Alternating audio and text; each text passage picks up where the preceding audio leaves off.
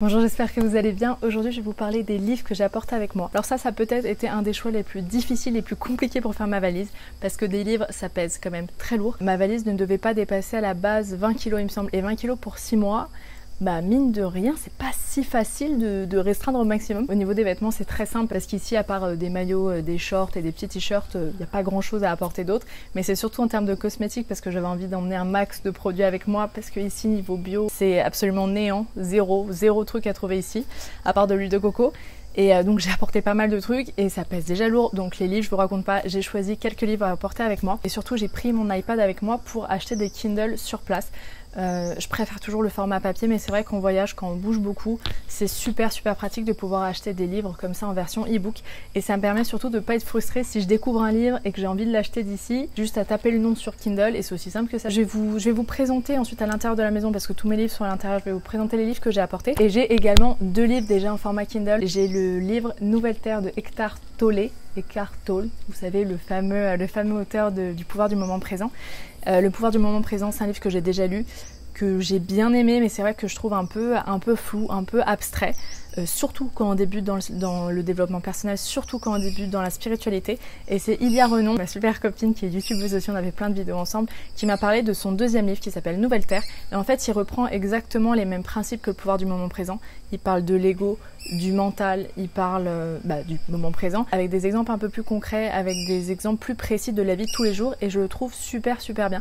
Donc je lis depuis quelques mois déjà, c'est pas un livre que je lis très régulièrement, je pense que ça a besoin d'infuser tranquillement, mais je le trouve beaucoup plus simple à lire, en tout cas si vous avez eu du mal avec le pouvoir du moment présent, je pense que celui-ci est le livre qu'il vous faut. Un autre livre que j'ai également sur mon iPad, c'est un livre de Marjorie, et je ne sais plus son nom, je vais vous l'inscrire.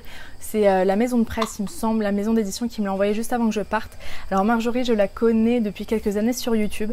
Moi, je la connaissais en tant que médium. Elle est thérapeute énergéticienne, elle travaille sur les mémoires cellulaires, il me semble, et elle vient de sortir un livre sur la spiritualité, sur l'ésotérisme, mais un peu pour dépoussiérer tout ça. C'est un livre qui est sous format fiche.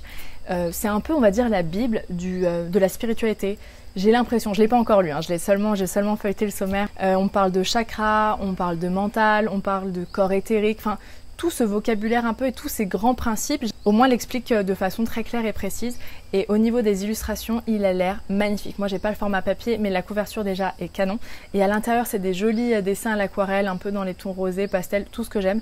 Et j'ai vraiment hâte de lire. J'aimais beaucoup son énergie quand je regardais ses vidéos YouTube. Ça fait longtemps que j'ai arrêté de regarder d'ailleurs. Il faudrait peut-être que je m'y remette. Mais en tout cas, je suis ravie de découvrir son livre et j'ai hâte de le lire. Je vais m'arrêter là. Je vais vous emmener avec moi à l'intérieur pour vous montrer les livres que j'ai, les livres format papier. Aussi possible que je m'achète des livres en format audio ici. C'est super pratique, je trouve, pour la plage par exemple, quand on a envie de se reposer un petit peu, de se mettre dans un transat ou même de se reposer, juste de mettre ses écouteurs et d'écouter. C'est un truc que j'ai pas mal fait l'année dernière et je trouve ça hyper pratique dans ce genre de conditions. Donc je vous remettrai, si vous voulez, un lien pour écouter les audios parce qu'il me semble, c'est un abonnement, hein, mais c'est un abonnement, vous payez 9,99 € il me semble par mois et vous avez un livre par mois. C'est un crédit en fait et ça vaut la peine parce qu'en général les livres coûtent plus cher que 9,99 € et surtout le premier mois vous permet d'avoir un livre gratuit. Donc voilà, si vous avez un livre qui coûte plus de 9 € et que vous avez envie de le lire ou de l'essayer ou de l'écouter, en tout cas à ce moment-là, c'est le moment. Voilà, je vous laisse tout de suite avec mes lectures et je vous embrasse très fort. À demain.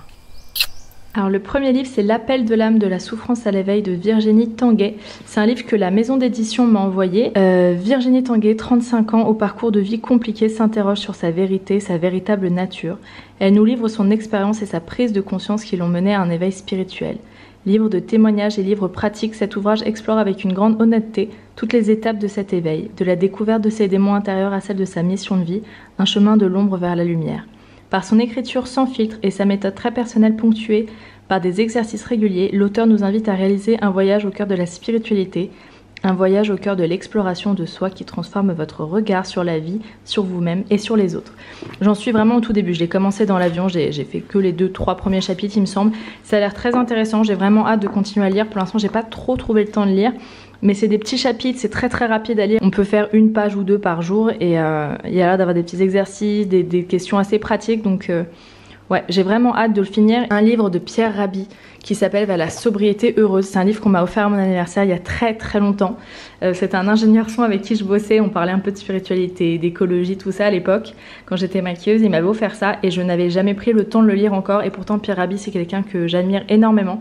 Moi, c'est une personne, c'est une figure que j'ai découvert dans le reportage En quête de sens. C'est quelqu'un de très important dans le milieu de l'écologie, de la permaculture. C'est un sage en fait. Et j'aime beaucoup où est-ce qu'il dégage. Et j'ai jamais lu ses livres. À la sobriété heureuse, je trouvais que c'était le moment parfait ici en Thaïlande, en vivant plus simplement. C'était le moment parfait pour le lire. Le livre de Deepak Chopra, Les 7 lois spirituelles du succès, c'est un livre que j'ai déjà lu et que j'ai beaucoup aimé. Il est vraiment tout petit à lire. Et ouais, j'ai lu, il me semble, il y a 2-3 ans. Et je vous en avais d'ailleurs parlé dans une vidéo. Hein, mais là, j'avais vraiment envie de le rapporter avec moi. Je pense que j'aimerais le relire ici. Alors ça, c'est un livre que ma maman m'a offert juste avant que je parte. Le journal de gratitude, le bonheur est un état d'esprit. Je ne connaissais pas du tout ce livre. Je pense que c'est la couverture qui l'a attiré. Et moi, la gratitude, c'est un peu mon sujet de prédilection. C'est un sujet pour moi qui est très important dans le développement personnel. C'est le pouvoir le plus important, je pense, c'est le pouvoir du cœur. Et ça a l'air d'être un mélange de livres explicatifs avec des petits exercices après. Donc j'ai pas encore regardé exactement. Pratiquer la gratitude pour trouver le bonheur au quotidien. On va regarder ensemble de quoi ça a l'air à l'intérieur. Donc ouais, c'est des textes au début. Et après ça a l'air d'être des petits exercices, des petites listes à remplir. Donc j'ai hâte de regarder tout ça d'un peu plus près. Technique de visualisation créative. Alors ça pareil, c'est un livre que j'avais depuis très longtemps à la maison. J'avais dû l'acheter à l'époque dans mes boulimies d'achat de livres. Et j'ai pas pris encore le temps de le lire. Et là c'était le bon moment. Je fais pas mal d'exercices de respiration le matin. Et pendant la respiration, ça peut être intéressant de faire des exercices de visualisation. Donc je serais curieuse de lire et d'en savoir un peu plus. La visualisation, c'est quelque chose qui est très intéressant. C'est des techniques vraiment dans la loi de l'attraction ou même dans la psychologie pure en fait. C'est des techniques très intéressantes à connaître. Donc je vous en dirai un peu plus. Et ça, je vous en parlais dans mon dernier vlog. Comment travailler sur soi, c'est Emma des Tendances d'Emma qui me l'a fait envoyer parce qu'apparemment c'est un livre qui est génial et je fais totalement confiance à Emma parce que les quelques livres qu'elle m'a conseillés sont juste géniaux. Comment reconquérir sa vie grâce à la conscience, et ça je pense que c'est le mot-clé, la conscience dans tout.